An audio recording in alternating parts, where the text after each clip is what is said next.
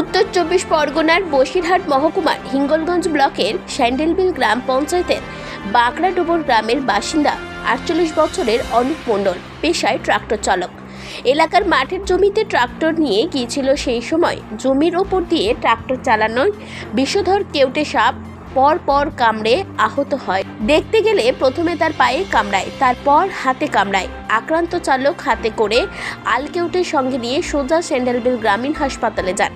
চিকিৎসককে দেখান। সঙ্গে সঙ্গে চিকিৎসকরা সাপের চরিত্র দেখে অ্যান্টিভেনাম ওষুধ দেয়।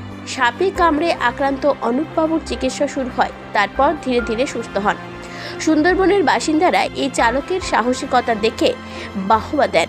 পাশাপাশি চিকিৎসক থেকে নার্স, হাসপাতালে থাকা রোগীরা তার সাহসিকতার জন্য ধন্যবাদও দেন। পাশাপাশি আক্রান্ত রোগী বলেন, সাপে কামড়ালে ওঝার কাছে না গিয়ে সোজা হাসপাতালে চিকিৎসকের পরামর্শ নিলে স্বাভাবিকভাবেই সুস্থ হয়ে যাবে, আর ওঝার কাছে গেলে তার কেরামতিতে মৃত্যু হাতছানি দিতে পারে। তাই আমি বলবো, সাপে কামড়ালে একদিকে সচেতনতার বার্তা, অন্যদিকে দ্রুত চিকিৎসার পরামর্শ নিলে স্বাভাবিক জীবন আবার ফিরে আসতে পারবে।